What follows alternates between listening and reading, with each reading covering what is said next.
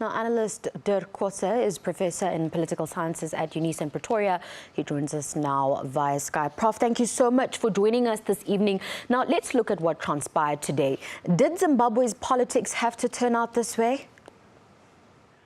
I think it is for many people. Is this a real surprise that it happened so quickly and so dramatic as we've seen it over the day or day and a half now.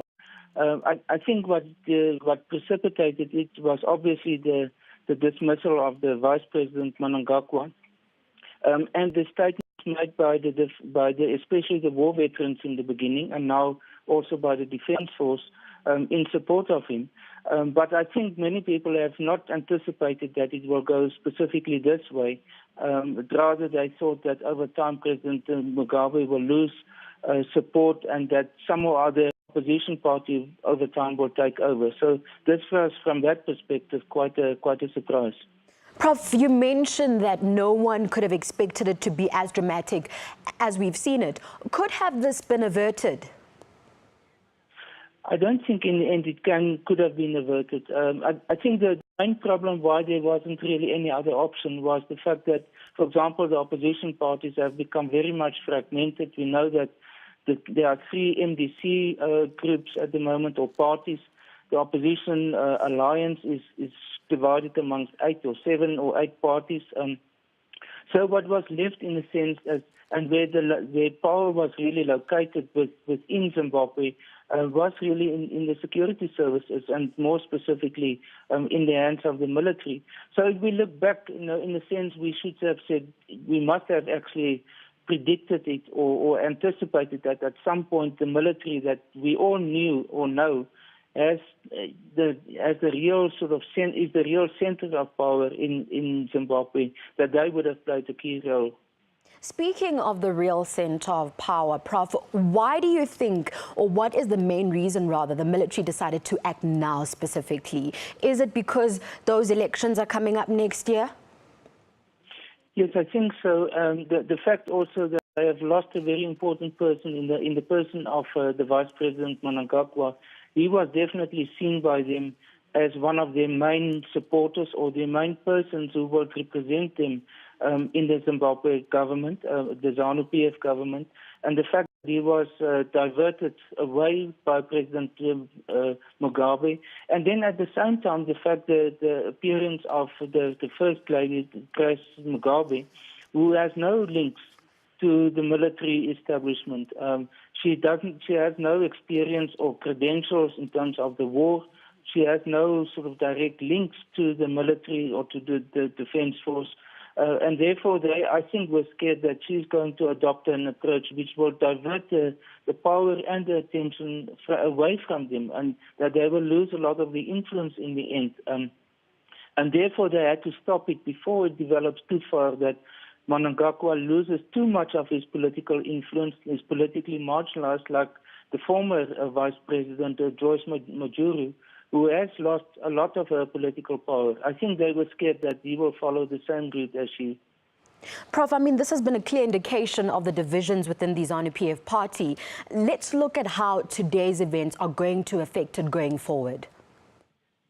Well, I think, first of all, some of the most key ministers in President Mugabe's cabinet have now been removed. Someone like Jonathan Moyo, for example, who has been like the public face, the public relations face of his group, the so-called G40 faction within the ZANU-PF party. They were all not removed. The Minister of Finance also, they are all being detained by the military.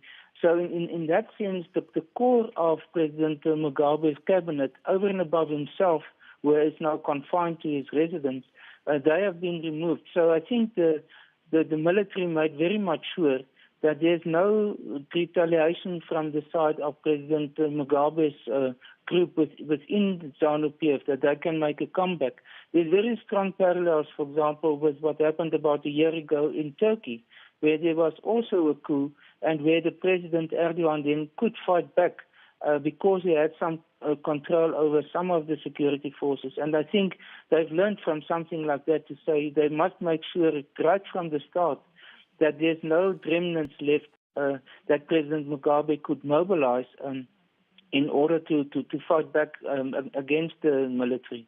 Now, Prof, in terms of reaction, I mean, we saw the statement by SADC as well as Britain's Boris Johnson calling for peace and calm as well. But what's the best route for all Zimbabweans to now take going forward? Well, I think it's a very comprehensive approach that should be followed. I don't know if it's going to happen, but from my point of view, I think first of all, the first priority will be to try to stabilize the economy. We know that the economy the inflation is rampant, that there's a cash flow problem, that there are problems with the currency, that the banks don't have enough money. So all of those are very serious problems, and it affects people's daily lives in an immediate sense. I think what is required is that if there is a clear change in government and that President Mugabe will leave government, and all the indications are that it will happen, that the incoming leaders will have to make a very clear statement about how they are going to approach the economic matters and the economic recovery.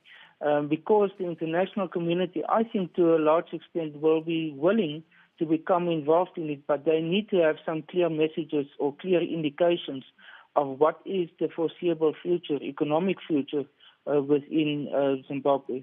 I think, secondly, in terms of a political approach, I don't necessarily support what many people are saying, that they must try to prepare immediately for an election. We know that election is in the process, but given the fragmentation, the political polarization in Zimbabwe at the moment, I think no one is really ready for an election there. On the one hand, as I indicated, the opposition is very much fragmented, but even ZANU-PF also. There's the so-called G40 group and the Lacoste group, which really has caused the polarization within ZANU-PF. And then I think what is very important, and possibly one of the most difficult objectives of such a transition, is to depoliticize the security forces. And I think why it is so difficult is the fact that the military now demonstrated that they have really, that they are the center of political power in Zimbabwe at the moment, means that they have demonstrated to everyone that they are the key political players at the moment in Zimbabwe. And they will give up that position very difficult, it will be very difficult to give up that position. And therefore to depoliticize them and to hand it over to a civilian government will be very difficult to achieve. And then I think what is also important is that they have to start with some form of reconciliation. In the new constitution that was adopted by the Global Political Agreement, they included a commission for transitional justice, for restorative justice, almost something like a truth commission. But a permanent body in terms of the constitution. But they haven't really done much with that. And I think, given the history of Zimbabwe, the fact that we have, for example, people disappeared, like the activist Itai Jamara, or the death of the former vice president's husband, the General Solomon Majuru, there need to be answers for this. And the massacres in Matabeleland in the 1980s. I think it will be very necessary for the society of Zimbabwe to use this opportunity also to address those matters. So I think that there's a huge task ahead of Zimbabwe before they can really start to think, or in order to lay a foundation before they go into elections and other forms of taking final political decisions. Prof, we'll have to leave it there. Thank you very much for joining us on SABC News. That was political analyst Professor DIRK KOTZé joining us via Skype for the latest developments in Zimbabwe.